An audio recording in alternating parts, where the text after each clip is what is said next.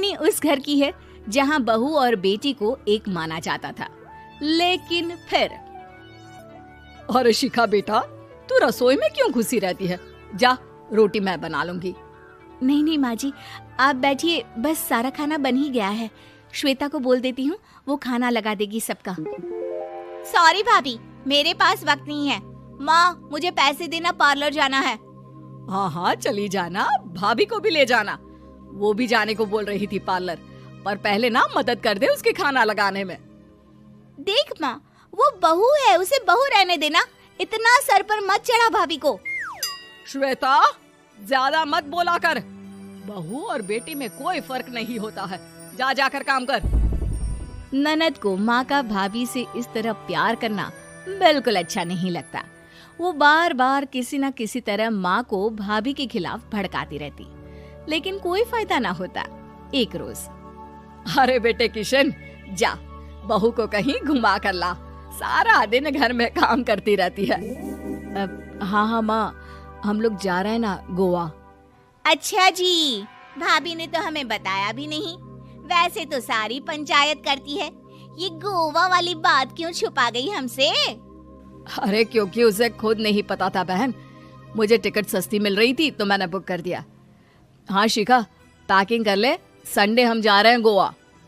दोपहर में शिखा पैकिंग कर रही थी कि सास आ जाती है। ये क्या बहू, साड़ियाँ? अरे गोवा जा रही है घूमने या फिर शादी में मायके हैं? माँ जी, ऐसा कुछ है ही नहीं, समझ में नहीं आ रहा क्या रखूं कपड़े में। अरे तेरी और श्वेता की साइज तो एक ही है, उसके कुछ मॉडर्न कपड़े ले ले, आकर लौटा देना। हाँ माँ जी, ये ठीक रहेगा। शिखा श्वेता के पास जाती है और उससे कपड़े मांगती है।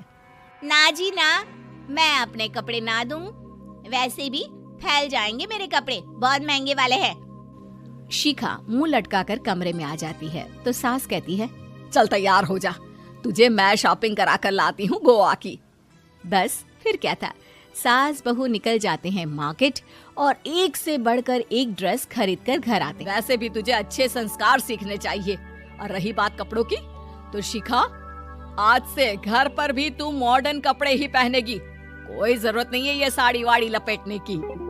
अब क्या था, घर पर श्वेता और शिखा एक जैसे रहते। एक बार पड़ोसन आती है। अरे बेटा, अपनी माँ को तो बुलाना जरा, बात करनी है।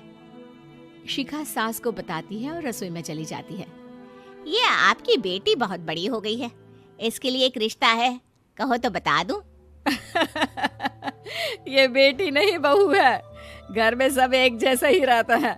वैसे मेरी बेटी भी बड़ी हो गई है, कोई रिश्ता हो तो जरूर बताना। पड़ोसन रिश्ता लेकर उन लोगों के घर आती है।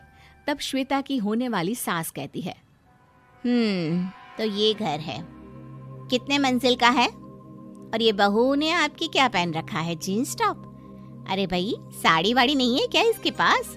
देखिए, सर्दी है तो साड़ी में बहू कैसे मैनेज करती, वैसे पहनती है साड़ी भी। देखिए, हम लोग ठहरे पैसे वाले लोग, कोई कमी नहीं है हम लोगों के पास पैसों की, बहुत पैसे हैं, जमीन, नौकर चाकर, कार, सब कुछ है, लेकिन घर में संस्कारी बहू चाहिए, समझ रही हैं ना आप? सास कुछ कहती कि श्वेता बोल पड़ती है, हाय रे, नौकर चाकर से लेकर जमीन, कार, पैसा, हाँ हाँ मुझे रिश्ता मंजूर है मुझे। अरे रुक जा श्वेता, मैं बात कर रही हूँ ना। देखिए, हम लोगों के घर इतनी आजादी नहीं मिलेगी। अरे हाँ कर देना माँ, हाँ कर दे जल्दी से। सास क्या करती, बेटी की शादी ऐसे घर में कर देती है जहाँ ना उनके विचार मिलते हैं और ना ही आचार। शादी के बाद एक रोज फोन पर, श्वेता बेटा, एक बार घर आ जा, बहुत दिल करता है तुझे देखने का। माँ, वो घर पर बहुत काम होता है, कैसे आऊँ? बड़ा घर है, लेकिन आने जाने वालों की लाइन ही लगी रहती है। बेटा, मैं तो जानती थी उस घर का हाल, लेकिन तू ही नहीं मान रही थी। माँ देख, हर घर का यही हाल है। तेरी बेटी को यहाँ घूंघट हटाने की परमिशन नहीं है और एक तरफ भाभी स्कर्ट पहनकर घूम रही है। बेटा मुझे क्या पता था कि मेरी बेटी को ससुराल के नाम पर पिंजरा मिल जाएगा। अच्छा माँ, फोन रखती हूँ, सास को गर्मा गर्म रोटी खिलानी है। तुम लोगों की तरह नहीं कि एक रोटी बनाओ, एक सब्जी बनाओ, फिर सारा दिन फ्री होकर घूमो। सास फोन तो रख देती है, लेकिन सोच में पड़ जाती है कि एक तरफ बेटी जिसे कोई आजादी नहीं, वहीं दूसरी तरफ बहू जिसे देखकर लगता। जिम के कपड़ों में बहू को देखकर सास को घूंघट में अपनी बेटी का ख्याल आता है। देख बहू, घर में बहू की तरह रहा कर। इतने टाइट कपड़े पहनकर जिम जाना पसंद नहीं मुझे।